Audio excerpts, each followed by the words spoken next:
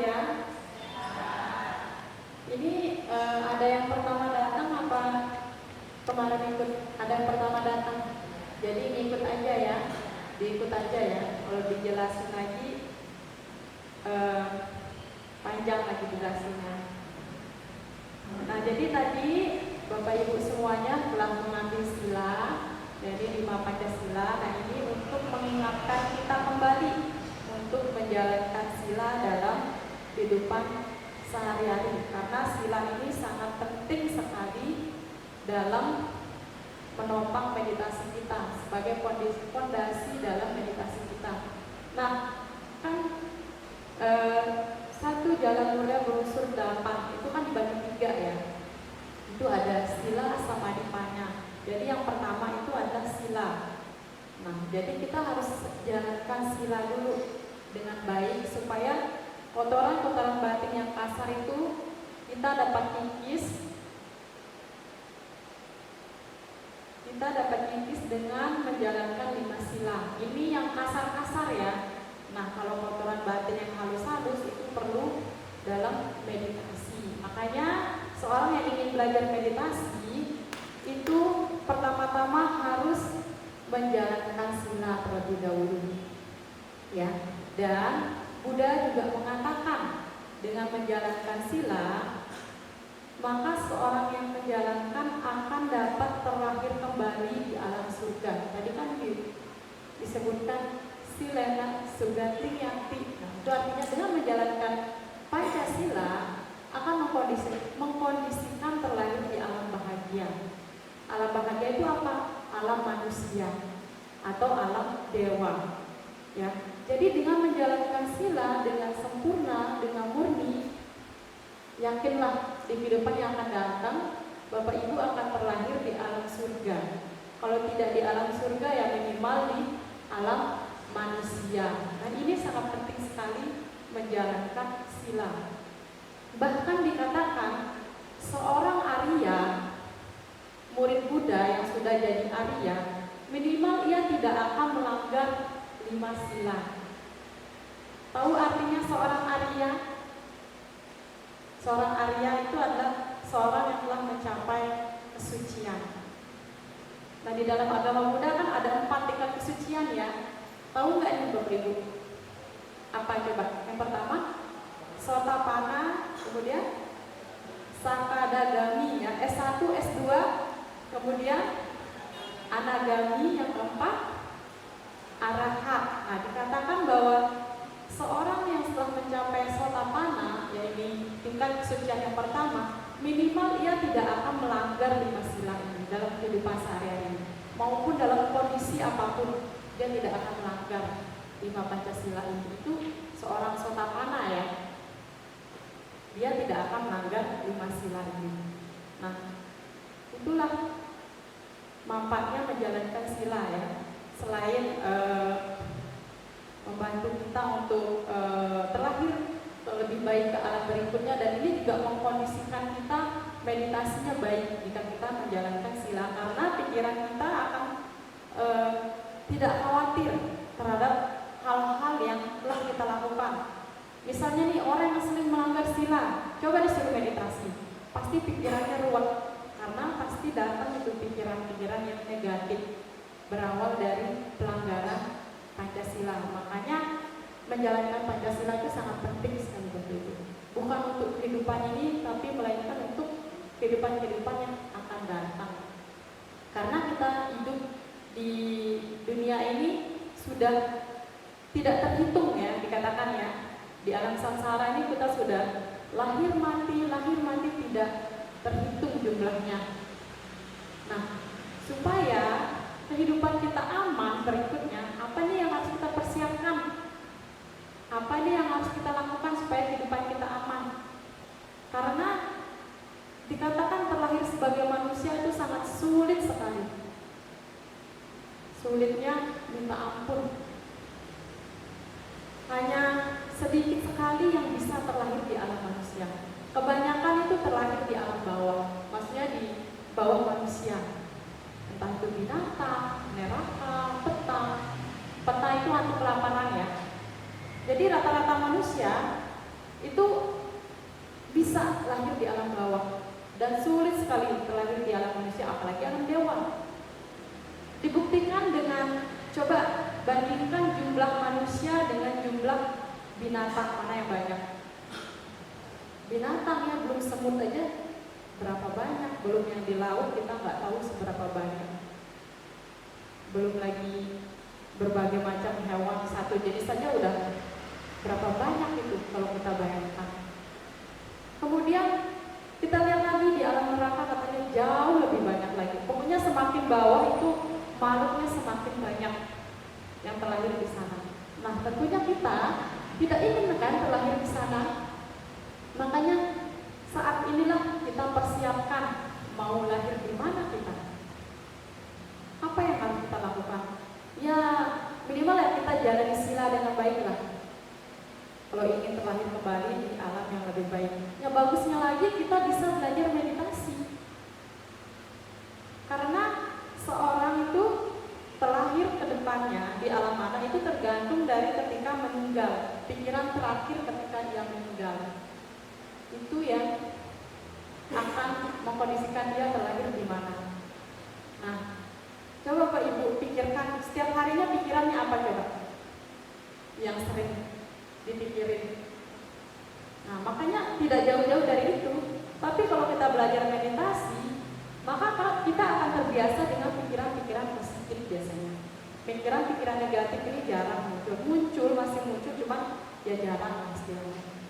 Kalau kita tidak meditasi ya setiap saat baik buruk itu muncul datang silih berganti. Jadi kita harus mempersiapkan mau kemana kita. Ya, kalau bosan hidup di samsara ya minimal harus capai suci. Yang paling aman Sotapanna lah, S1 sucian tingkat pertama Sotapanna itu sudah aman. Minimal 7 kali kelahiran lagi udah capai arahat, udah nggak lahir di alam bawah itu udah aman. Nah, tapi yang belum mencapai Sotapanna ini, ibaratnya yang masih putu jana, itu bisa kapan saja, kapanpun terlahir di alam bawah. Dan ini sangat mengerikan sekali kalau kita bayangkan ya. Alam bawah itu sangat mengerikan sekali. Nah, ini adalah sebagai bahan renungan kita sebagai umat Buddha untuk kita ingat kembali sebenarnya apa tujuan kita hidup dan lahir sebagai manusia pada saat ini. Bukan hanya lahir, kemudian sekolah, kuliah, kerja, menikah, punya anak, rawat anak, udah pensiun, meninggal lagi, begitu terus. Tapi harus ada satu hal yang harus kita tambahkan, yaitu minimal tingkatkan kesadarannya. Pertama ya harus jalani sila dulu, kemudian kesadarannya ditingkatkan lewat meditasi itu sendiri. Memang sih meditasi kedengarannya ya sulit gampang lah. Tapi kalau yang udah biasa ya udah jalanin aja. Tapi bagi pemula, nah ini harus bertahap, butuh proses. Tapi kita harus ingat kembali apa sih tujuan kita terlahir di alam manusia ini. Apakah lahir hanya untuk menikmati kesenangan indera, untuk keluar mata menyenangkan mata, telinga, lidah, apakah itu tujuannya? Tidak demikian kan? Jadi ada tujuan khusus yang lainnya yang harus kita capai di sini. Mumpung kita sekarang terlahir sebagai manusia, kapan lagi? Karena kedepannya kita tidak tahu kita terlahir di alam mana. Ya, kalau kita Sotapanna ya aman, tapi kalau belum Sotapanna ya kita masih meraba-raba. Makanya untuk jaga-jaga ya minimal Pancasilanya ya dijalankan dengan baik dulu lah minimal. Kemudian baru pelan-pelan belajar meditasi, mengembangkan kesadaran ya. Karena ini sebenarnya tujuan kita belajar Dharma itu untuk mengakhiri duka, untuk terbebas dari penderitaan. Ya, penderitaannya bukan terbebas hanya sementara, tapi kita maunya permanen ya. Karena kan kebanyakan kan keseharian kita kan duka itu berlangsung, kemudian lenyap, itu kan dia berhentinya hanya sementara ya. Nah di sini kita gimana supaya kita dukanya berhenti selamanya, dan dengan menjalankan ajaran Buddha, Dhamma itu sendiri. Gitu. Nah, jadi tadi kita sudah membacakan tuntunan sila, dan saya harap ini menjadi pengingat kembali untuk kita menjalankan sila dengan baik, ya, supaya menjadi bekal bagi kita sendiri, ya, dalam moralitas. Jadi baik, malam hari ini merupakan malam kedua kita untuk belajar meditasi, ya. Jadi sebelum kita meditasi ini, semalam saya udah sedikit menjelaskan tujuan meditasi Vipassana, ya. Jadi kita malam ini adalah meditasi Vipassana. Kira-kira yang Bapak Ibu ketahui tujuan meditasi Vipassana itu apa?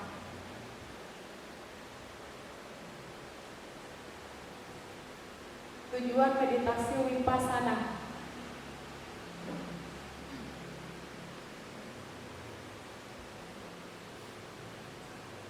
Masa tidak ada yang tahu sama sekali? Pandangan terang, ya, pandangan terang, melatih kesadaran, kemudian mencapai kesucian, lalu apa lagi? Yang laki-laki belum ada suara ini? Menenangkan pikiran. Itu bonusnya, ya. Jadi sebenarnya meditasi Vipassana ini adalah bagaimana kita, ya, salah satunya mencapai pandangan terang seperti apa, ya, kita melihat pengetahuan sebagaimana adanya yang tersembunyi di dalam diri kita, atau mencapai kesucian itu lewat Vipassana, ya. Nggak bisa kita dengerin Dharma langsung mencapai suci. Itu zaman sekarang kayaknya saya nggak tahu, ya, langka sekali kali, ya. Itu kan hanya terjadi di zaman Buddha, ya. Kalau zaman Buddha dulu kan Buddha nih membeberkan beberapa syair atau membeberkan khotbah, nggak lama kemudian yang mendengarkan mencapai arahat, ada yang mencapai kesucian pertama, kedua, bahkan arahat. Kenapa demikian? Kenapa bisa terjadi? Kenapa yang kita sekarang yang setiap Waisak mendengarkan Dharma, Katina mendengarkan Dharma, ya, ketika ada waktunya Bante diundang untuk menyampaikan Dharma, tapi kenapa kok nggak bisa capai suci?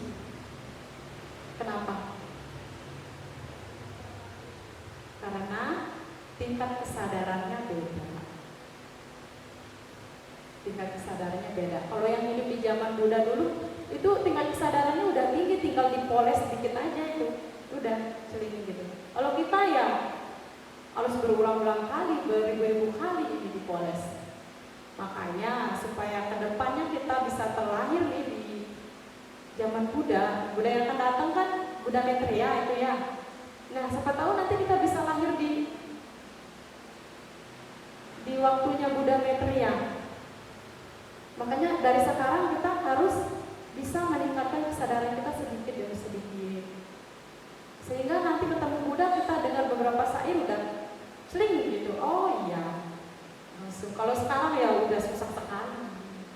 Tapi itu tidak ada yang tidak mungkin sih kalau kita mau coba. Yang penting kita ada tekad mau berusaha dan memanfaatkan sebaik-baiknya kehidupan kita saat ini untuk mempersiapkan kedepannya, ya. Nah, jadi di sini dalam Vipassana ini kita akan mengikis yang namanya kotoran batin. Kotoran batin itu kilesa. Apa itu kilesa? Itu kilesa ada 3, ya, sebenarnya musuh kita, yaitu loba, dosa, dan moha. Nah, cuma 3 ini sebenarnya musuh kita.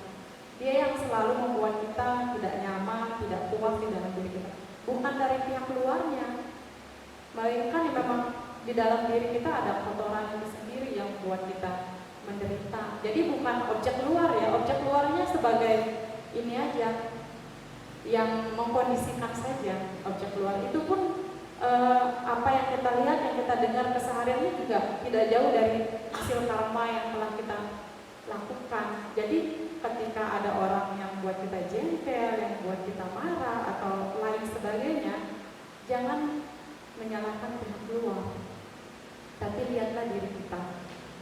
Mulai berpikirlah tentang hukum karma. Oh mungkin ini karma saya, oh ini karma saya pantas menerimanya. Dan orang tadi itu telah membuat karma baru, tapi kita sudah memanen. Nah, tapi kalau kita membalas kembali, ya kita menanam lagi istilahnya. Gitu. Jadi di dalam vipassana ini kita akan mengikis kotoran batin. Ya, jadi nanti fenomena-fenomena apapun yang muncul ketika meditasi, nah itu harus kita kikis. Kikis dengan cara dia muncul, kita amati dia sampai dia hilang. Muncul, amati dia sampai hilang, sehingga dia berkurang. Yang jadi pertanyaannya, apakah dia bisa dikikis? Kotoran batin itu apakah bisa dikikis? Karena banyak banget. Karena kita udah hidup tidak terhitung, karma kita sudah tidak terhingga ya, tidak bisa dibayangkan. Dari sini dihitung dari ujung dunia ke mana pun, ini kayaknya juga tidak bisa ini dibayangkan, karma kita sudah banyak sekali tumpukannya. Tapi misalnya ibaratnya begini nih, ini ada sampah di segunung, sampah ini kering ya, dan kemudian kita lemparkan korek api di sampah itu, dia terbakar enggak? Terbakar. Sama dengan kotoran batin yang kita punya yang sudah lalu-lalu, itu ibaratnya udah kering semua, dan kita gunakan vipassana untuk kikis dia bisa terkikis, bisa terkikis. Tergantung nih, yang meditasi mau berjuang enggak, mau bertekad enggak melawan semua hambatan-hambatan yang muncul ketika meditasi. Makanya di sini kita harus menyiapkan diri, menyiapkan tekad, menyiapkan kesabaran, kemudian cinta kasih dalam hati. Ketika nanti muncul sakit ya, kita berikan cinta kasih, karena sakit itu ibaratnya dia negatif ya di dalam diri kita. Nah kalau ini negatif terus kita berikan respon negatif, apa jadinya? Bertambah kan negatif? Bertambah. Tapi kalau ini negatif, kita berikan respon positif, negatifnya berkurang. Jadi nanti ketika muncul sakit, terima dia. Jangan mengeluh, jangan aduh sakit banget, nggak tahan beberapa kaki, apa sih ini pegel banget. Nah itu kan reaksi negatif semua, sehingga sakitnya bertambah. Tapi ketika sakit datang, terima dia, nggak apa-apa. Justru rasa sakit itu adalah objek yang sangat nyata, sangat bisa dipegang gitu, daripada objek yang lainnya. Karena rasa sakit ini juga dia muncul karena berarti itu mau diperbaiki. Jarang kan di kehidupan sehari-hari muncul rasa sakit ketika meditasi, seperti meditasi. Munculnya ketika meditasi aja kan. Kalau kehidupan sehari-hari nggak muncul. Nah makanya ketika dia muncul, itu kesempatan kita buat lihat dia, mengamati dia sampai dia hilang. Gitu. Nah, jadi pada malam hari ini kita akan meditasi berdiri ya. Nanti meditasi berdiri sama panduannya seperti semalam. Itu hanya posisi duduknya diganti dengan kata berdiri. Cuman ada beberapa pemula saya jelaskan sedikit ya mengenai kesadaran sama pikiran. Jadi yang kita gunakan di sini adalah kesadaran. Dan kesadaran itu adalah diri kita, cerminan dari diri kita. Sedangkan pikiran ini adalah orang luar atau tamu yang datang. Jadi yang kita harus gunakan di sini adalah kesadaran. Karena kesadaran ini adalah subjek dan dia sifatnya netral dan hanya mengetahui. Lain halnya dengan pikiran. Pikiran ini dia sifatnya berkomentar, menilai, dan lain sebagainya. Itu pikiran. Tapi kalau kesadaran, dia hanya mengetahui aja udah cukup. Dia tidak ada komentar, penilaian enggak. Kalau dia berkomentar, menilai itu udah pikiran. Jadi harus bisa bedakan ya, kesadaran dan pikiran. Yang kita gunakan di sini adalah kesadaran. Sedangkan pikiran itu adalah hanyalah tamu. Kesadaran itu diri kita sendiri. Ya, jadi kesadaran ini harus kita pertahankan, jangan kasih kendor. Makanya kesadarannya harus diberikan kerja, memperhatikan objek. Objeknya apa? Ya di sini kita pakai badan jasmani. Ya. Jadi nanti apapun pikiran yang muncul, perasaan apapun yang muncul, rasa apapun yang muncul, itu dicuekin. Tetap fokus pada badan jasmani. Berikan kesadarannya memperhatikan badan jasmani. Ya. Baik, silakan berdiri. Berdiri, mari kita mulai. Sekarang gunakan posisi tubuh Anda. Terus letakkan tangan di perut dan satu. Letakkan badan. Dorong tulang belakang daerah pinggang ke depan. Kedua bahu ditarik ke belakang. Kepala tegak. Telapak kaki membentuk angka 11 dengan jarak maksimal 15 cm. Jika saat mengikuti tuntunan dari batin, muncul hambatan fisik seperti rasa sakit, mati rasa, panas atau dingin, dan sebagainya, maka Anda boleh berhenti mengikuti tuntunan dari batin dan coba mengamati hambatan fisik tersebut. Namun, tunggu hingga hambatannya sudah terasa dominan. Jika belum dominan, tetap ikuti tuntunan dari batin saja. Tiap kata yang batin sebutkan, Anda ikuti dalam batin. Namun ingat, ada gerakan membenarkan, maka sengaja lakukan gerakan tersebut. Langkah 1. 2 titik arah bawah, kepala tegak, air liur telan, 2 titik pangkal, perut lembek, dada kusut, 2 titik telapak kaki, betis, paha tegak. Langkah 2, cara 1, perut lembek, dada kusut, berdiri, berdiri, berdiri. Cara 2, perut lembek, dada kusut, tahan nafas, fokus mulut, berdiri, berdiri, berdiri. Cara 3, perut lembek, dada kusut, tahan nafas, fokus mulut, jam pulang ekor. Berdiri, rahang bawah kanan, rahang bawah kiri, titik pantat kanan, titik pantat kiri, telapak kaki kanan, telapak kaki kiri. Langkah 3, tahapan aktif 1, mulut-mulutan, jam pulang ekor. Tahapan aktif 2, berdiri, rahang bawah kanan, rahang bawah kiri, titik pantat kanan, titik pantat kiri. Berdiri, berdiri. Cara 2, perut lembek, dada kusut, tahan nafas, fokus mulut, berdiri, berdiri, berdiri. Perut lembek, dada kusut, tahan nafas, fokus mulut, berdiri, berdiri, berdiri. Berdiri, selesai. Kakinya pelan-pelan ya, digerakin pelan-pelan kakinya.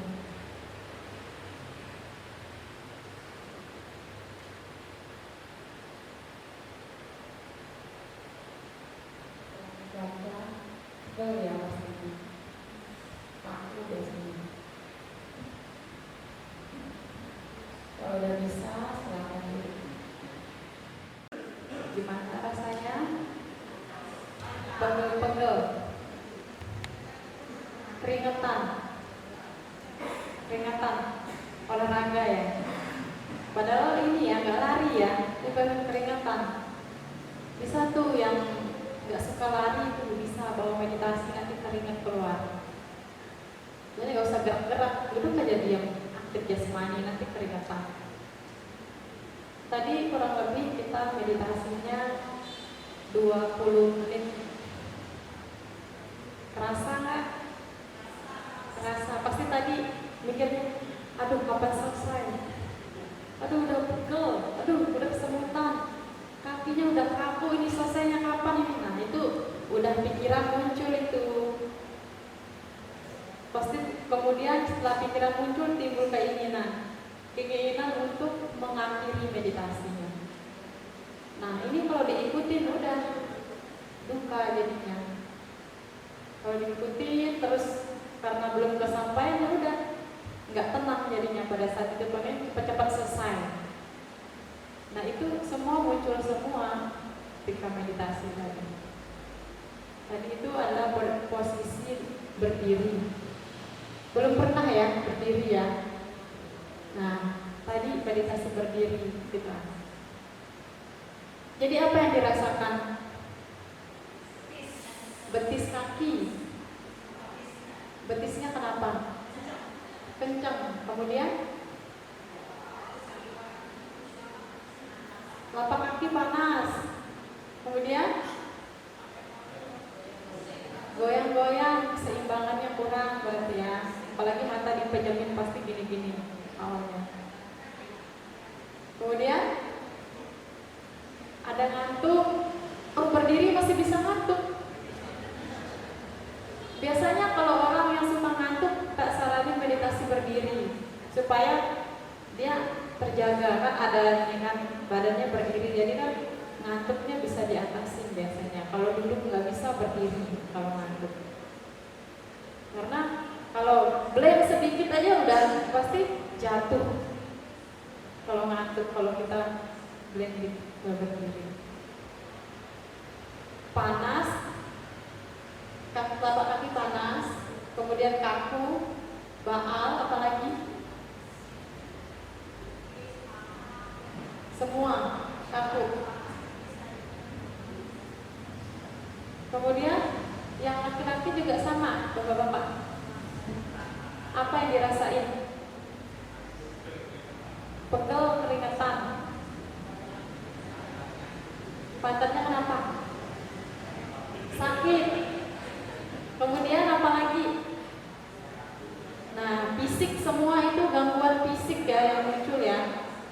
Kalau yang berhubungan dalam badan jasmani itu gangguan fisik semua. Memang demikian bagi pemula yang belajar meditasi, rata-rata yang dialami dulu ya bagian fisiknya. Fisiknya pasti menyesuaikan dulu, apalagi yang jarang meditasi. Pasti keluar semua. Tapi kalau udah rutin, nanti itu semua hilang, enggak lagi. Tapi beda lagi ininya hambatannya. Jadi dia berproses. Kalau yang pemula ya kaki, pundak, semua badan pegel-pegel biasanya begitu. Nah itu fisik. Kalau mentalnya ya itu muncul kaku, panas, rasa tidak suka, ingin mengubah posisi, itu mental. Nah, bagaimana cara mengatasi ini? Ya udah cuekin aja semua rasa itu. Perasaan itu dicuekin aja semua. Toh dia kan hanya muncul aja, muncul berlangsung, itu dia juga lenyap. Muncul berlangsung, nanti juga dia lenyap. Yang penting di sini kita harus butuh tekad, kesabaran buat tetap bertahan gitu. Tidak usah ikut pikiran, tidak usah ikut keinginan. Itu kita bertekad di situ. Nah di sana makanya butuh kesabaran dan tekad dalam meditasi. Karena ketika berbagai hambatan ini menyerang ya kita harus siap gitu. Mau nggak mau, kalau nggak kita yang mundur ya harus hambatan ini yang mundur gitu dalam meditasi. Ya ada yang ditanyakan terkait meditasi yang kita laksanakan ya dengan Bapak siapa?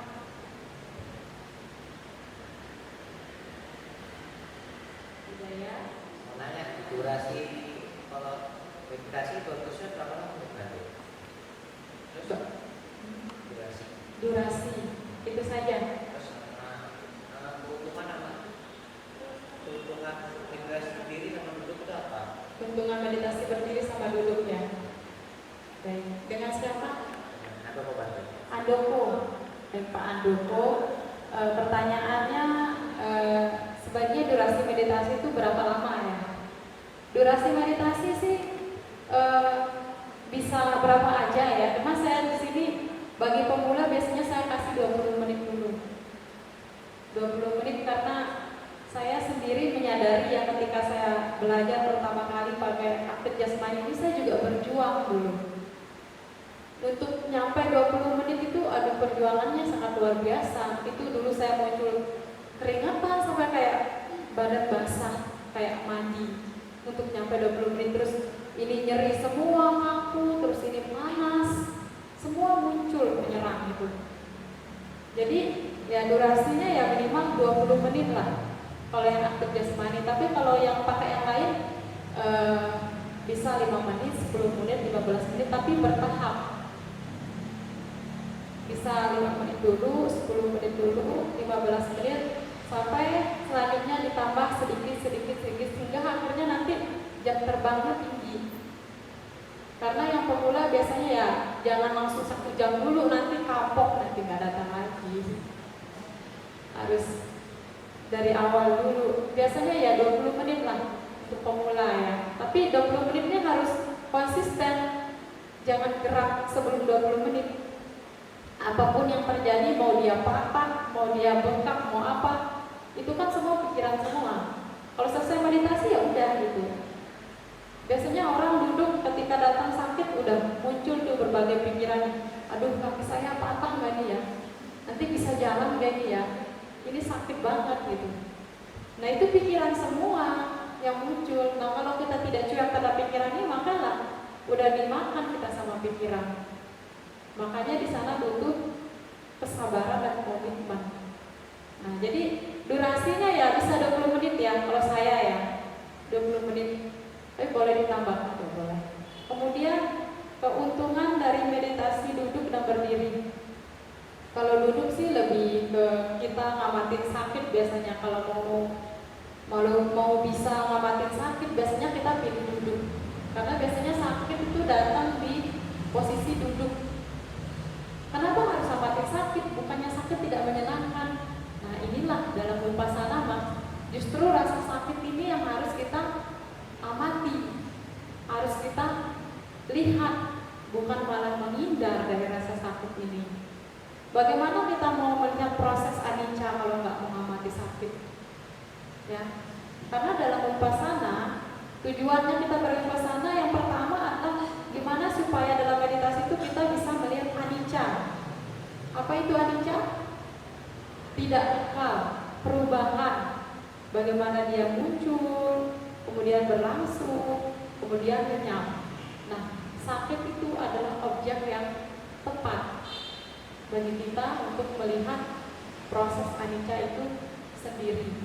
Ya, itu keuntungannya. Kalau duduk juga keseimbangannya lebih terjaga ya, karena kan posisinya lebih rendah daripada berdiri. Jadi kita lebih bisa tegak lah istilahnya, bisa duduk dengan diam begini. Tapi kalau berdiri itu kita harus jaga keseimbangan itu, karena badannya mudah guling, karena kan matanya dipejamkan ya.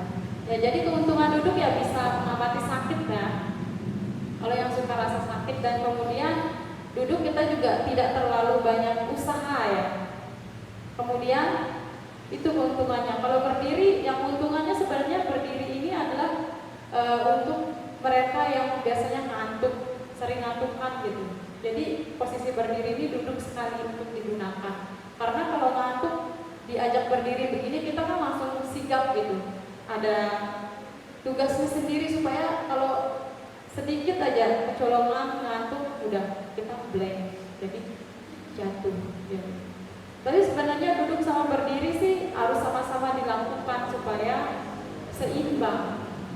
Nah ketika kita meditasi berdiri dan kemudian kita meditasi duduk, jadi badannya nggak terlalu kaku jadinya. karena kita imbangin dengan berdiri sama duduk, plus satu lagi namanya jalan. Nanti kalau ada waktu kita coba jalan kalau semalam ya, jalan, tapi jalannya ada caranya juga. Nah, 3 meditasi ini semuanya perlu sama-sama penting untuk dilakukan supaya seimbang. Kalau cuma duduk aja, udah pegel-pegel jadinya kalau posisi duduk. Jadi semuanya harus seimbang sih, begitu. Pak Andoko gimana? Cukup? Ada yang ditanyakan lagi? Pak Pom. Bapak Tommy. Pom. P-O-P-O-N-G. Oh, Pom. Oh, ya gimana? Saya mau nanya ini,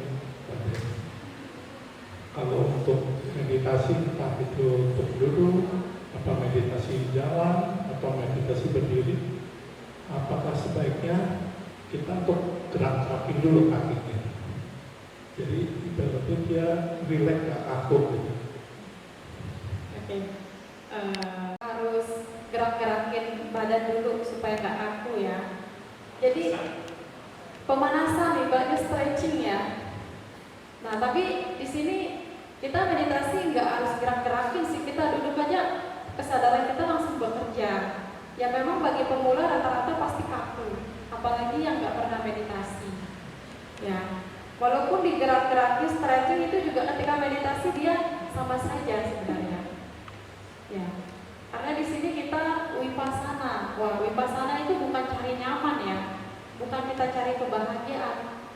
Tapi wipasana itu adalah bagaimana kita menerima segala fenomena yang muncul, baik itu rasa nyaman maupun tidak nyaman, rasa suka maupun tidak suka. Ini harus kita lampaui semua. Lain halnya dengan samatha. Samatha memang dia tujuannya untuk menenangkan, memusatkan pikiran. Nah, itu dapatnya memang tenang. Tapi ketika tenang, nanti timbul kemelekat jadinya. Kalau udah melekat gitu, ketika sudah tenangnya selesai, nanti gelisah. Aduh, tadi saya tenang kok sekarang tiba-tiba berubah ya. Kemana rasa tenangnya? Nah, itu jadinya kemelekatan jadinya.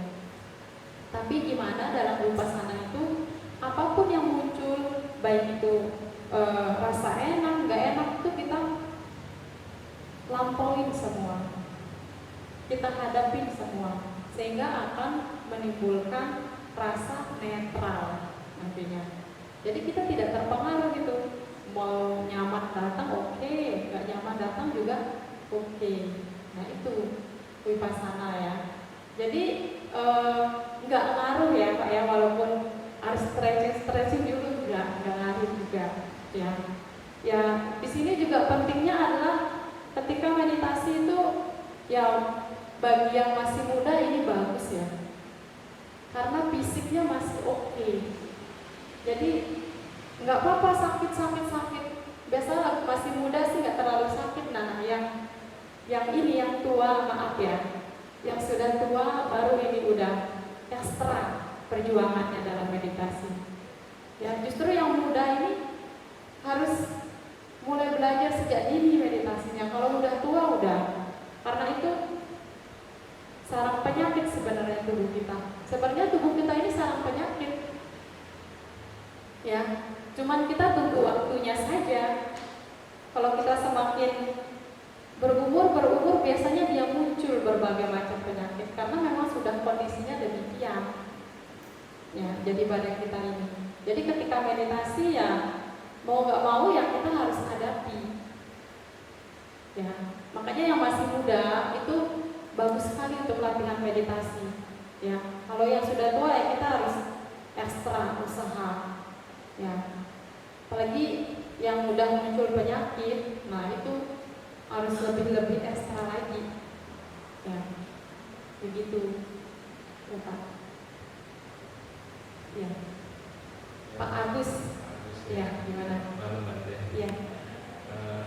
Waktu meditasi tadi sendiri itu kan sempat kita pikiran jatuh nggak saya jatuh nggak kira. Itu sebaiknya diapain Pak? Saya mau melek apa? Akhirnya saya tahan lagi ya nggak jatuh sebenarnya. Terus lalu gimana, jatuh nggak? Enggak ya. Enggak. Nah, itu berarti pikiran muncul. Kan itu datang perasaan jatuh nggak kan kesadaran kan hanya mengetahui ya. Pikiran muncul ngerasa jatuh nggak itu pikiran. Tapi kalau ragu antara mau jatuh nggak, udah buka mata, udah tutup lagi. Ya nggak apa-apa. Supaya nanti bisa hilang gitu kadang. Kalau tapi tahan gitu juga nggak apa-apa sih, nggak masalah. Tapi kalau benar-benar pengen tahu gitu, apakah saya benar-benar odeng atau enggak, buktikan aja. Enggak, sebenarnya itu ada tipuan pikiran sebenarnya. Gitu. Ya, terus ini Mbak, saya kan sehari-hari kadang saya sudah pernah nggak tahu ini membantu apa enggak ya. Saya kadang kalau digigit nyamuk itu kan gatal ya. Saya tahanin gitu, coba lihat. Tahan mana kamu sama saya? Gatal. Itu termasuk latihan nggak Pak? Betul. Oh, nyamuknya setelah selesai digigit nyamuk biasanya gatal. Dan ada. Kita nggak. Biasanya kan kita kamu nggak tahan langsung baru. Iya betul. Jadi saya tahan itu ya. Iya, itu merupakan salah satu bentuk latihan. Biasanya kalau gatal kan timbul keinginan ya, keinginan untuk menggaruk. Nah itu kan memang muncul awal keinginan, kesadaran mengikuti. Nah kalau kesadarannya ngikut, kita setuju ya udah kita akan garuk. Tapi kalau kita timbul, oh ini ada keinginan nih menggaruk, coba saya nggak mau garuk, udah itu bentuk latihan sebenarnya, menolak untuk tidak melakukan. Bisa itu dalam bentuk latihan. Nah ini juga penting ya. Nah ketika udah biasa dalam kehidupan sehari-hari, ketika apapun yang datang kayak rasa gatal, nyeri apa, kita biarin aja, nggak usah kasih respon. Nanti meditasi itu juga ke bawah, jadi kita tidak terpengaruh oleh rasa yang muncul nanti. Biarin aja, gitu. Itu juga iya, bisa dikatakan salah satu bentuk latihan. Karena cuek terhadap keinginan dan tidak mengikuti keinginan tersebut. Begitu. Berarti nanti kalau timbul gatal-gatal ketika meditasi udah bisa cuek gitu, karena udah latihan ketika digigit nyamuk. Ya.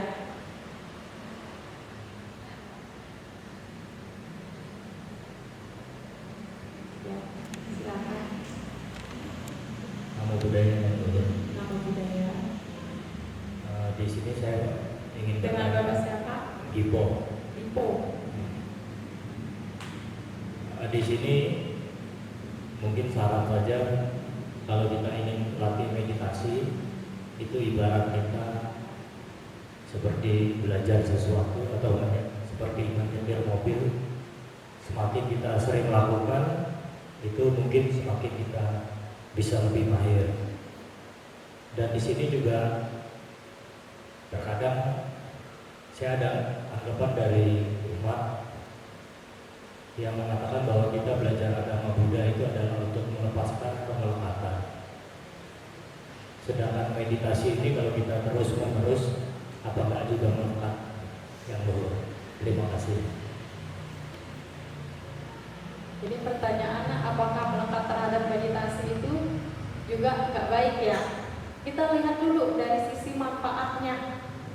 Ya, awalnya memang kita membutuhkan suatu keinginan atau niat untuk belajar. Nih misalnya Bapak Ibu di sini nih, kalau nggak ada keinginan, nggak ada niat, sampai di sini nggak sampai.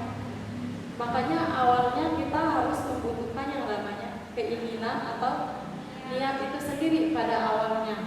Ya, nah, ini sangat penting sekali awalnya. Ini bukan kemelekatan yang membawa penderitaan, melainkan kemelekatan yang membebaskan kita dari penderitaan. Sebenarnya kalau kita nanti seterusnya tiba saatnya kemelekatan ini akan kita lepas juga. Tapi pada mulanya kita membutuhkan dia. Tapi ini kemelekatannya yang positif ya, jangan yang negatif ya. Sama seperti saya pernah membaca sebuah perumpamaan dari Ajahn Chah. Ya, jadi ada seseorang yang pergi ke pasar. Dia seorang ini membeli kelapa. Ya, jadi orang ini membeli kelapa utuh ya, bersama dengan kulitnya. Ya, jadi ketika di jalan ada orang bertanya, Kenapa kamu membeli kelapa dengan kulitnya? Apakah kamu juga memakan kulitnya? Tentunya tidak kan? Nah, seseorang ini membeli kelapa, dia membeli kelapa dengan kulitnya karena kulitnya ini berguna untuk membungkus si kelapa ini supaya tidak terkena kotoran di jalan, tidak rusak lah istilahnya. Ya, makanya dia membeli kelapa ini bersama dengan kulitnya. Padahal kulitnya dimakan nggak? Enggak. Tapi ketika sampai di rumah yang dipakai, yang diambil adalah hanya isinya saja, sama dengan meditasi, melekat terhadap meditasi. Ya. Jadi emang awalnya kita harus memunculkan rasa ingin atau melekatan ini terhadap meditasi. Tapi ketika tiba saatnya, kita pelan-pelan juga kemelekatan itu hilang sendiri kalau kita nanti tumbuh pemahaman dan pengertian sendiri setelah meditasi. Ya, karena meditasi itu tidak bisa sekali dua kali langsung gitu. Itu butuh bertahap, ya, butuh keinginan juga untuk melakukan meditasi ini. Jadi pertama-tama keinginan dan niat itu kita butuhkan, ya, dalam melatih sebelum kita sampai. Kalau udah sampai ya udah dilepas. Ibarat seseorang bepergian ke pantai seberang, tentunya untuk menyeberangi pantai seberang ini dia membutuhkan sebuah perahu, ya. Nah, kalau udah sampai tujuan ya masa perahunya digodong? Enggak kan? Jadi dilepas. Ya, sama dengan kepelekatan atau keinginan terhadap meditasi. Jadi ini lebih ke arah positif ya jadinya ya. Jangan belakang sama hal-hal yang negatif. Kalau sama positif menurut saya sih nggak masalah karena itu memang kita butuhkan. Begitu. Demikian kita. Untuk yang luar, Ya. Saya ingin sedikit sharing sistem aktif jasmani ini kan sudah cukup lama saya ketahui dari YouTube ya.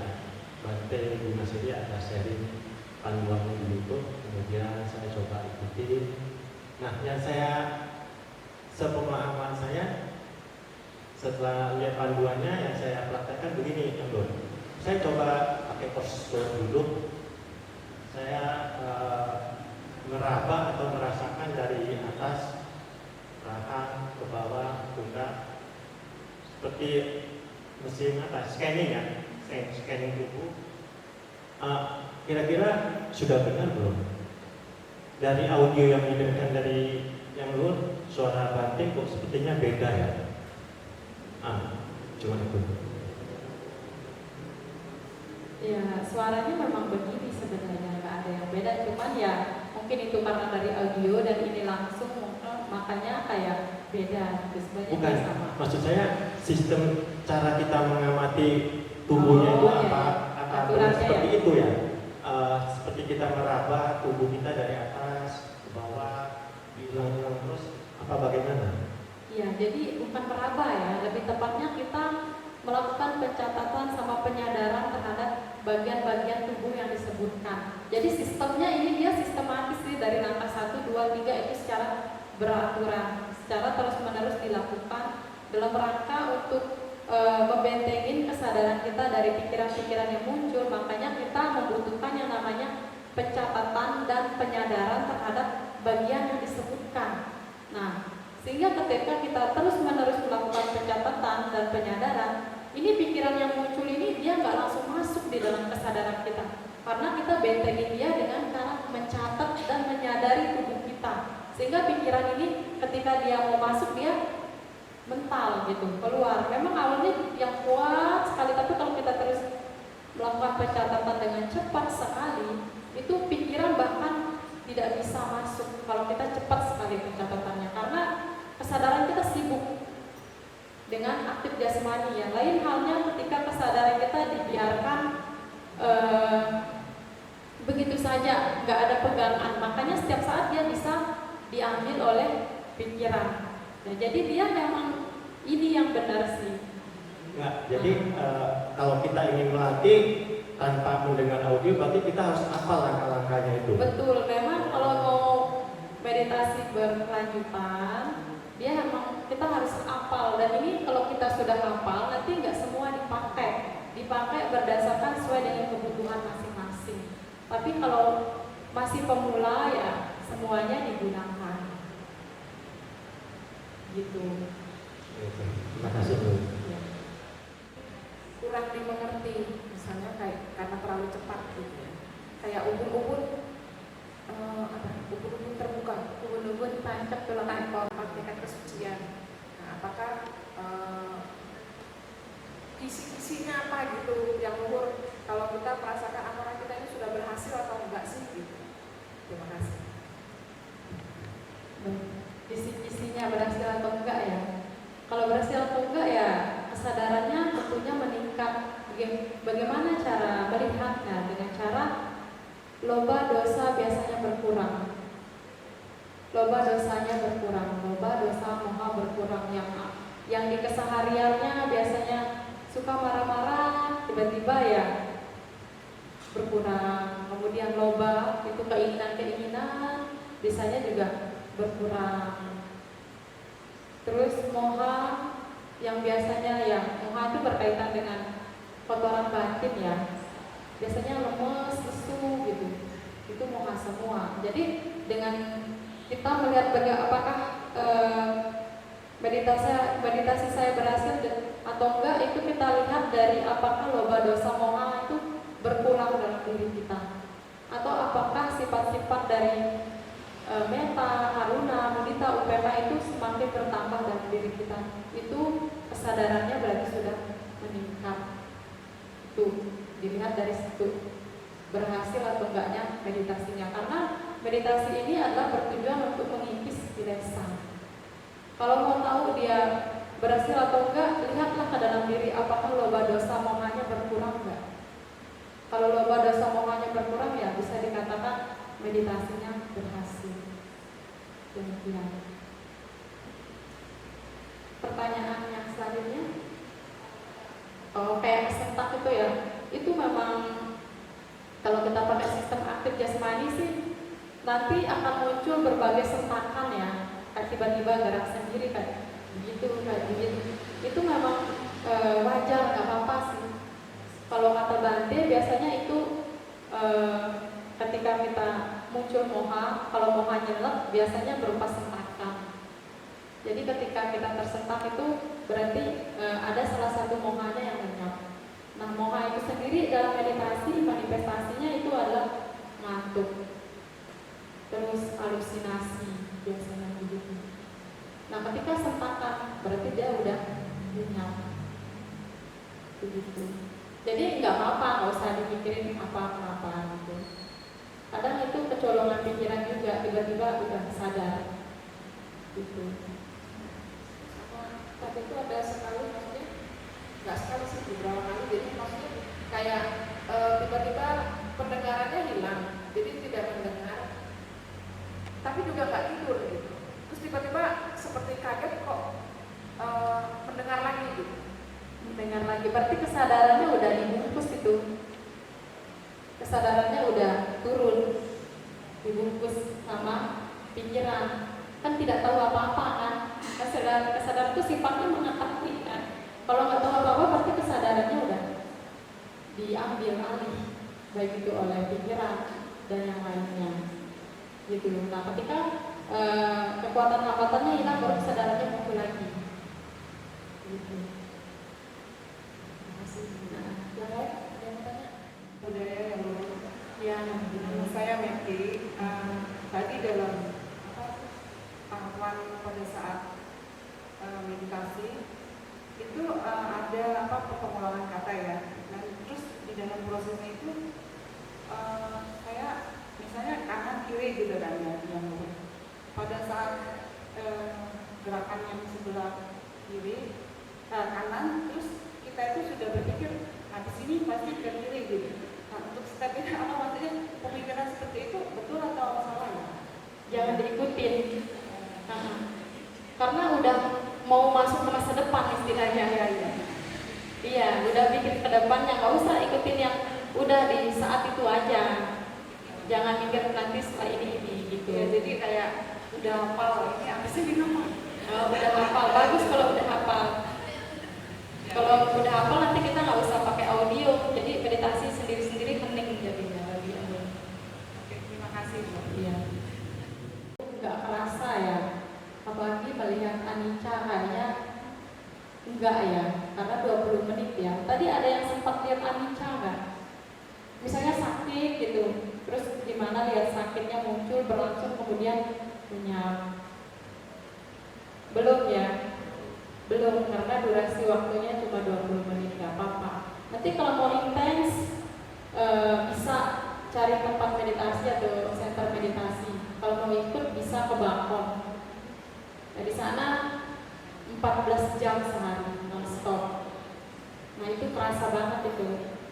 Tapi ya bagi pemula ya kita latihan dulu lah, minimal 20 menit setiap duduk. Nggak apa-apa, kita latih sedikit demi sedikit. Tapi kalau mau lebih berlatih lebih lagi, nggak apa-apa, bisa luangkan waktu lah 10 hari minimal, biar dapat tuh pengalaman kesannya seperti apa. Ya, jadi demikian. Ya, ada yang ditanyakan lagi? Baca artinya aja ya. Semalam kan yang Bali, malam ini kita arti. Saya minta satu masih ada.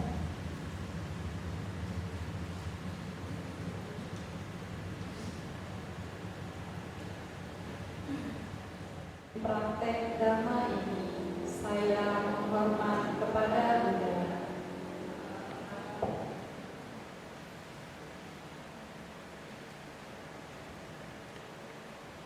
Melalui praktek dhamma ini saya menghormat kepada Dhamma.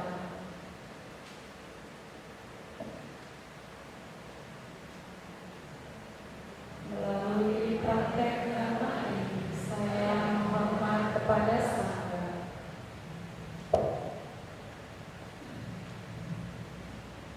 Melalui praktek dhamma ini saya menghormat kepada orang tua saya.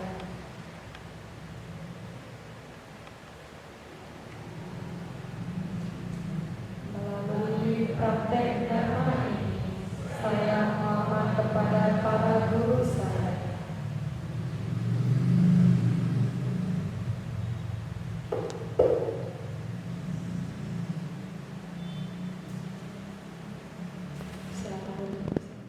Semoga saya terbebas dari permusuhan dan mara bahaya.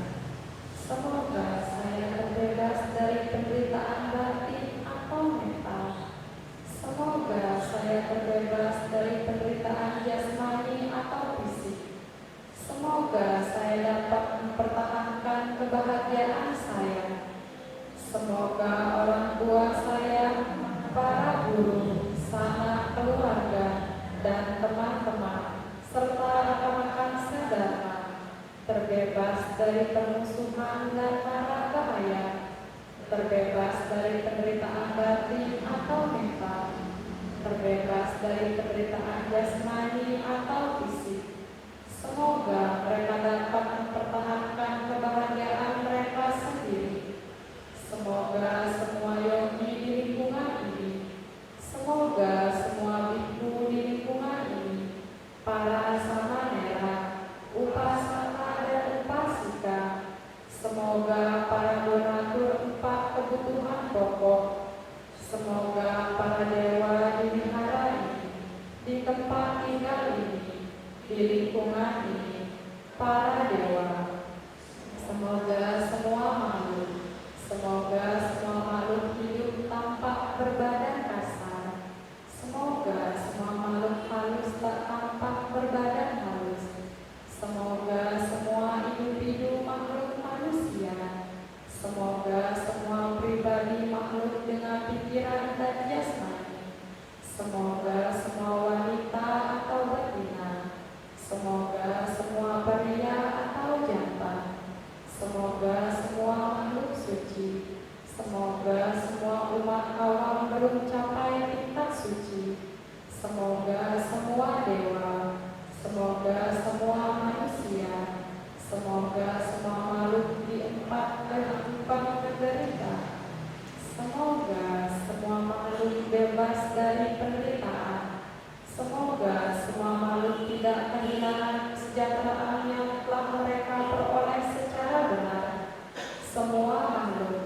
adalah pemilik karma mereka sendiri. Di penjuru timur, di penjuru barat, di penjuru utara, di penjuru selatan, di penjuru tenggara, di penjuru barat laut, di penjuru timur laut, di penjuru barat daya, di penjuru bawah, di penjuru atas, sejauh alam kehidupan yang tertinggi, sejauh alam kehidupan yang terendah, di seluruh alam semesta, makhluk hidup apapun yang bergerak di darat, semoga mereka terbebas dari penderitaan batin dan permusuhan, dan dari penderitaan jasmani dan malapetaka. Makhluk hidup apapun yang bergerak di air, makhluk hidup apapun yang bergerak di udara, pastilah melalui praktek dhamma ini, saya akan terbebas dari usia tua dan kematian. Semoga jasa kebajikan saya mengkondisikan pada lenyapnya kekotoran batin. Semoga jasa kebajikan saya mengkondisikan pencapaian pengetahuan mangga dan bala. Semoga jasa kebajikan saya mengkondisikan pencapaian nibbana. Kami berbagi jasa kebajikan ini kepada orang tua kami, para guru, semua makhluk, teman-teman, sanak keluarga, makhluk dari alam peka, serta para dewa. Semoga setiap saat terdapat perkembangan dari sasana dan dunia.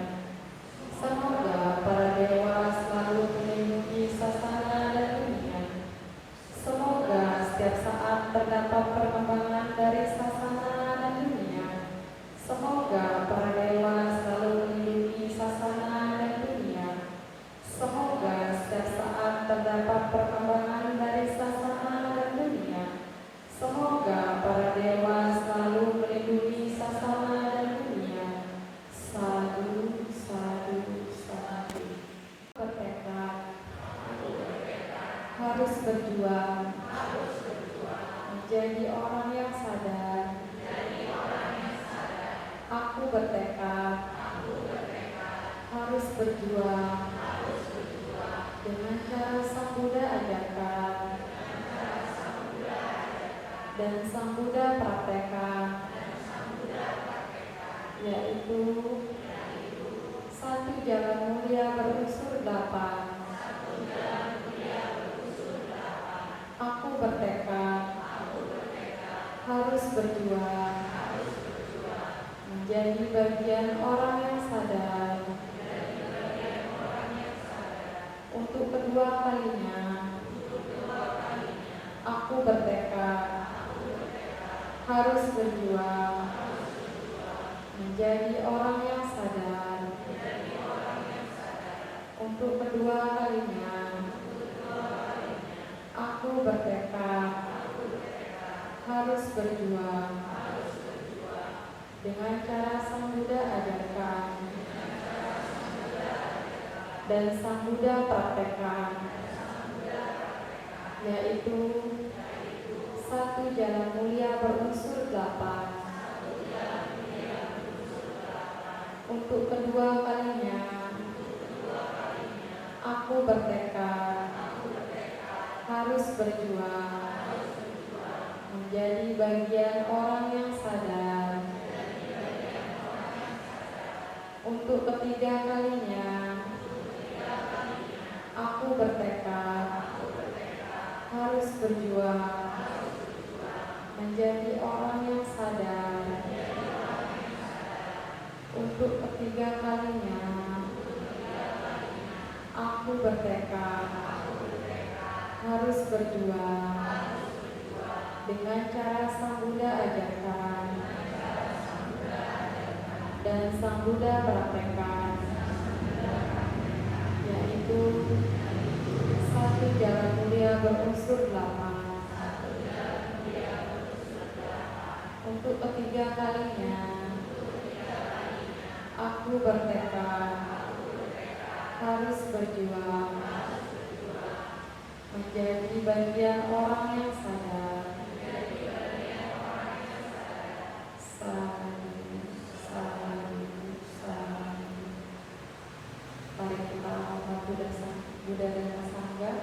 dengan nama Karagata sekarang. Arahang sama sambuddho bhagawan. Arahang sama sambuddho bhagawan. Budang bhagawatang abhiwademi. Budang bhagawatang abhiwademi. Swakato bhagavata dhammo. Swakato bhagavata dhammo. Dhammang namasami. Dhammang namasami.